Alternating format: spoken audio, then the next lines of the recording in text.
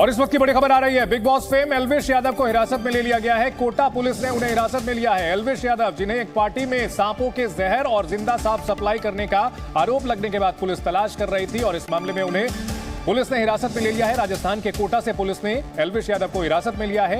मेनका गांधी की संस्था पीएफए की ओर से उन पर गंभीर आरोप लगाए हैं। बाकायदा स्टिंग ऑपरेशन करके एल्विश यादव के ऊपर शिकंजा कसा गया। वहीं एल्विश यादव ने खुद को बेगुनाह बताया था और दावा किया था कि उन्हें झूठे आरोप में फंसाने की कोशिश की जा रही है। और इस वक्त की बड़ी खबर है कि नाकेबंदी के दौरान पुलिस ने उन्हें रोका और हिरासत में ले लिया है। Elvish Yadav big boss OTT 2 के विनर हैं। वाइल्ड कार्ड से एंट्री हुई और उसके बाद उन्होंने OTT 2 का बिग बॉस का जो खिताब था वो भी जीता और काफी लोकप्रिय यूट्यूबर हैं। पुलिस ने उन्हें गिरफ्तार कर लिया है। और हमारे सहयोगी विनय पंत इस बड़ी खबर पर हमारे साथ जुड़ गए हैं। विनय, किस तरह से हुई है गिरफ्तारी? जी चंदन, देखिए मैं बताना चाहूंगा, जो एल्विश एक यूट्यूबर हैं और सांप की तस्करी के मामले में जो नोएडा में वांटेड चल रहे हैं, क्योंकि राजस्थान में चुनाव है तो जगह जगह हर शहर में FST की नाकाबंदी चल रही है। और बताया जा रहा है कि कोटा ग्रामीण इलाके में FST की नाकाबंदी को देखकर अपनी कार को नाकाबंदी से 100 मीटर पहले रोककर जो एल्विश यादव हैं वो कार से उतरकर भागने लगे। संदिग्ध होने पर पुलिस की जो टीम थी और अर्धसैनिक बल की जो टुकड़ी थी, उन्होंने पीछा करके एल्विश यादव को दबोचा, उसको हिरासत में लिया और उसको थाने लेके आए। उससे जब पूछताछ की गई तब उसने बताया कि वो एल्विश यादव है और उसके खिलाफ नोएडा में मामला दर्ज हुआ है। इसके बाद पुलिस के जो आला अधिकारी हैं उनको सूचना दी गई और उन्होंने जो नोएडा पुलिस के आला अधिकारी हैं उनको सूचना दी है। और मैं आपको ये बताना चाहूंगा कि जो कार में 3 से 4 लोग और भी मौजूद थे एल्विश के साथ में, तो उनसे भी जो पूछताछ है वो फिलहाल पुलिस कर रही है। सभी लोगों को डिटेन किया गया है।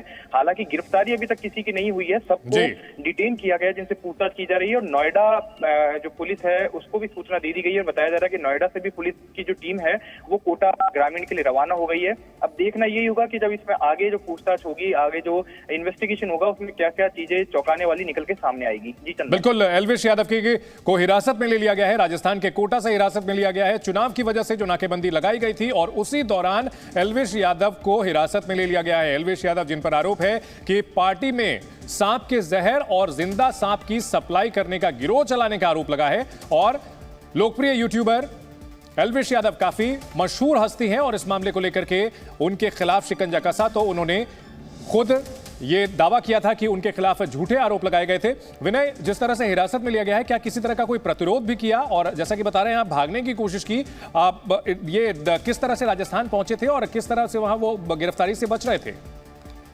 जी बिल्कुल, देखिए चंदन, जैसे ही इन्होंने देखा कि सशस्त्र बल जो कमांडो हैं पुलिस के वो नाकाबंदी में खड़े हुए हैं, उनको देख के नाकाबंदी से 100 मीटर पहले ही गाड़ी को रोककर और ये भागने लगे। इस पर पुलिस टीम को इन पे शक हुआ, इनको पीछा किया गया और इनको पुलिस ने जैसे ही हिरासत में लिया, उस टाइम बताया जा रहा है कि इन्होंने अपना नाम भी सही नहीं बताया, लेकिन जब संदिग्ध होने पर इनको थाने ले जाकर पूछताछ की गई तब जाके ये बात का खुलासा हुआ कि जिस व्यक्ति को पुलिस ने नाकाबंदी देख के भागते हुए दबोचा है वो और कोई नहीं बल्कि एल्विश यादव है, जो कि यूट्यूबर हैं, बिग बॉस के जो विनर भी रह चुके हैं और जो जिनके खिलाफ हाल ही में नोएडा के अंदर सांपों की तस्करी को लेकर और रेव पार्टी के अंदर जो स्नेक वैनम होता है उसको सप्लाई करने के आरोप लगते हुए FIR हुई है। तो उसके बाद इसकी सूचना आला अधिकारियों को दी गई, पुलिस मुख्यालय को भी इसकी सूचना दी गई और साथ ही नोएडा पुलिस के जितने भी अधिकारी हैं उनसे संपर्क किया गया, उनको सूचना दी गई। और तुरंत सूचना जैसे ही मिली है तो नोएडा पुलिस की जो टीम है वो राजस्थान के लिए रवाना हुई है, जो कि कोटा ग्रामीण जाएगी और एल्विश को यहाँ से फिर हिरासत में लेके अपने साथ नोएडा जो टीम है जाएगी और वहां पे इस केस के रिगार्डिंग आगे जो पूछताछ है वो एल्विश से की जाएगी। जी विनय, अगर बात की जाए एल्विश को नोएडा लाने की, तो इसमें क्या कुछ कानूनी प्रक्रिया होगी? क्या ट्रांजिट रिमांड की जरूरत पड़ेगी या किस तरह की प्रक्रिया होगी? और कल जैसे छुट्टी का दिन है तो क्या इसमें समय भी लग सकता है? और नोएडा पुलिस के कब तक पहुंचने की उम्मीद है? जी चंदन, देखिए मैं बताना चाहूंगा, क्योंकि राजस्थान पुलिस ने एल्विश यादव को गिरफ्तार नहीं किया है, केवल हिरासत में लिया है। तो ऐसे में जब नोएडा पुलिस मौके पे पहुंचेगी और वो वारंट दिखाएगी कि ये हमारे यहाँ पे इस केस के अंदर वांटेड चल रहा है, तो उसके बाद जो एक थाने पे एक प्रक्रिया होती है, SP स्तर के लेवल की एक प्रक्रिया होती है, वो प्रक्रिया को पूरी करने के बाद, कागजी कार्रवाई पूरी करने के बाद जो एल्विश यादव है उसको राजस्थान पुलिस नोएडा पुलिस को सौंप देगी, उनके हैंडओवर कर देगी और उसके बाद नोएडा पुलिस एल्विश को अपने साथ लेकर रवाना होगी और उससे पूछताछ की जाएगी।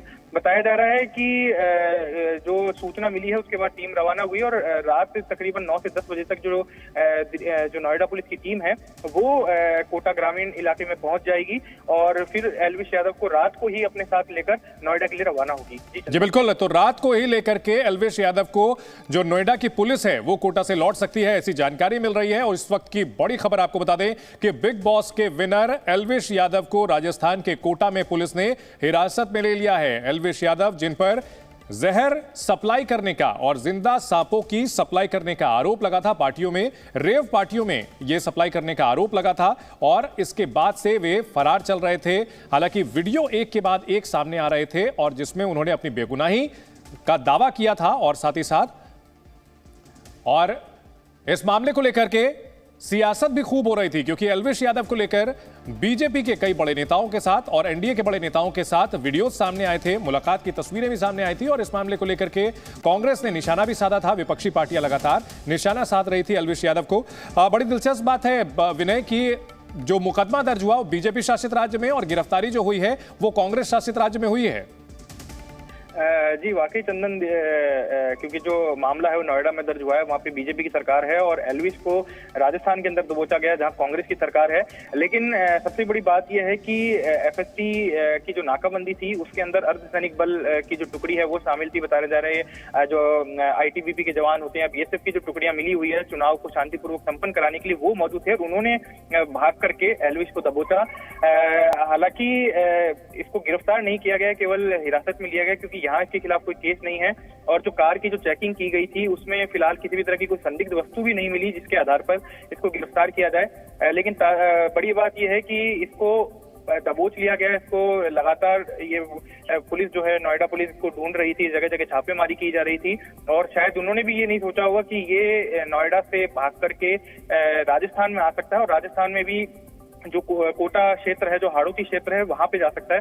लेकिन एक बात और है कि कोटा की तरफ आया है तो अब यहाँ पे भी सवाल खड़े हो रहे हैं कि ये इस एरिया में आया, इसके साथ जो 4 लोग और मौजूद थे कार में वो कौन है, क्या वो इसकी फरारी में इसकी मदद कर रहे थे या फिर वो नोएडा से इसके साथ आए थे। तो इन तमाम चीजों को लेकर फिलहाल जो पुलिस है वो अभी अपनी जो प्रारंभिक इन्वेस्टिगेशन होती है, जो प्रारंभिक पूछताछ होती है वो कर रही है और नोएडा पुलिस को हैंडओवर किया जाएगा। जो भी पूछताछ नोट बनेगा वो नोट भी नोएडा पुलिस के हैंडओवर किया जाएगा ताकि आगे की जो जांच नोएडा पुलिस करे उसमें उनको थोड़ी सी आसानी रहे। जी विनय, जिस तरह से अपने ऊपर आरोप लगने के बाद एल्विश यादव ने सोशल मीडिया पर आकर सफाई दी थी और खुद को बेगुनाह बताया था, वो वीडियो भी अपने दर्शकों को हम दिखाते हैं किस तरह से आरोप लगने के बाद एल्विश यादव ने पूरे मामले को खारिज किया था और साजिश बताया था।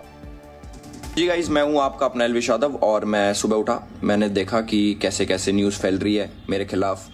ऑल ओवर मीडिया में ये चीज़ हो रखी है, एल्विश यादव अरेस्ट हो गए, एल्विश यादव नशीले पदार्थ के साथ ऐसे ऐसे पकड़े गए। ये सारी चीज़ें जो मेरे खिलाफ फैल रही हैं, जितने भी आरोप मेरे ऊपर लगे हैं भाई, सारे बेबुनियाद हैं, सारे फेक हैं, 1% भी इनमें सच्चाई नहीं है। मैं पूरा सहयोग करने के लिए तैयार हूँ यूपी पुलिस के साथ और मैं रिक्वेस्ट करूँगा यूपी पुलिस को, पूरे प्रशासन को, माननीय मुख्यमंत्री जी योगी आदित्यनाथ जी को, कि मेरी 1% भी 0.1% भी अगर इस चीज़ में इन्वॉल्वमेंट मिल जाती है, मैं सारी जिम्मेदारी लेने को तैयार हूँ। और मीडिया से रिक्वेस्ट है, कृपा करके जब तक आपके पास ठोस सबूत ना हो जाए एल्विश यादव अरेस्टेड, जो सारी चीज़ें आप लिख रहे हो।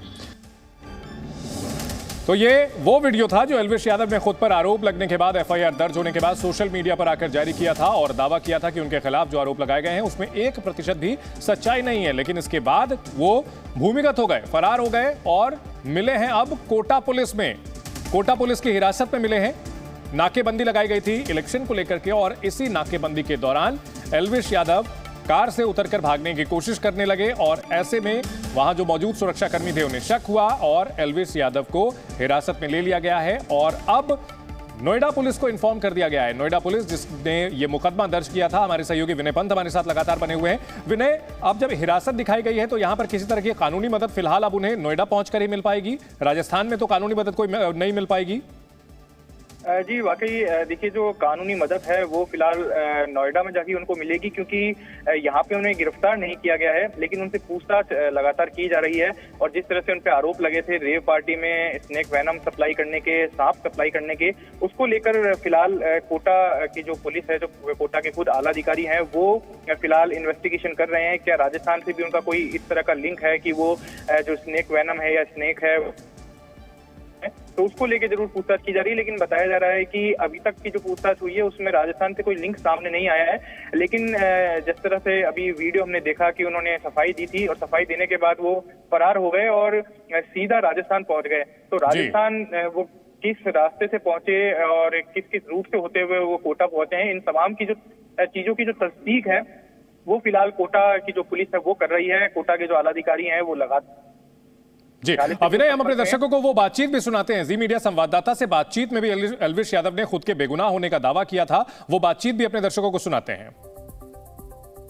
सुबह उठ के मैंने देखा कि ऐसे मीडिया में फैल रखी है खबर की एल्विश यादव अरेस्ट हो गए, एल्विश यादव ने ये इनके साथ पकड़े गए, उसके साथ पकड़े गए। तो भाई ये सारी चीजें एक तो फेक है, एब्सोल्युटली फेक। 1% भी मेरा इन्वॉल्वमेंट नहीं, ना इन चीजों में, ना किसी भी इलीगल एक्टिविटी में। तो जो मेरा नाम खराब किया जा रहा है ये है बेबुनियाद, और जिनने भी करा है वो चलो पुलिस पकड़ लेगी उसको, जो भी नाम खराब करने की कोशिश कर रहा है। बाकी मेरा इसमें कोई इन्वॉल्वमेंट नहीं है।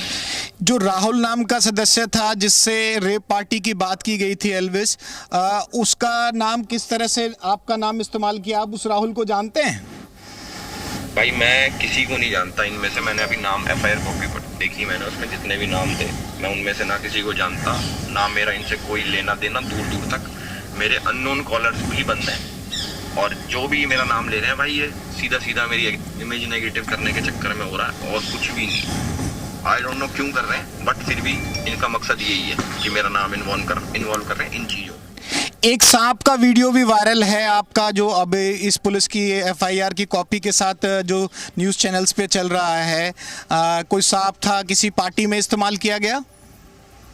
भाई 6 महीने पहले जो फाजिलपुरिया भाई है राहुल भाई, उनका वीडियो शूट था गाने का, वो ऑनलाइन गाना मिल जाएगा आपको 32 बोर नाम से।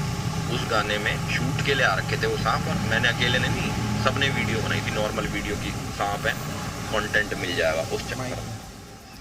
और इसके अलावा अगर मैं ठीक है आपने कह दिया एल्विश, एक बात और आपसे मैं जानना चाहूँगा, नोएडा की जिस लोकेशन की बात हो रही है जहाँ पर ये रेप पार्टी थी, कल क्या आप मौजूद थे? उसकी लोकेशन के बारे में आप बता पाएंगे, कल कहाँ थे आप? मैं था बॉम्बे में, मैं 1 महीने से बाहर ही हूँ। लंदन था, फिर स्कॉटलैंड था, उसके बाद मेरे लगातार इवेंट्स थे। अहमदाबाद था, फिर इंदौर था और बॉम्बे था मैं घर भी बड़ी मुश्किल से गया हूँ, गुड़गांव भी मेरे हिसाब से 1-2 घंटे के लिए गया हूँ। अगर आप देखोगे तो ब्लॉग से पता लग जाएगा, मैं बाहर ही रहता हूँ। नहीं, कल की लोकेशन आपकी नोएडा नहीं थी? नहीं, बॉम्बे। Zee News.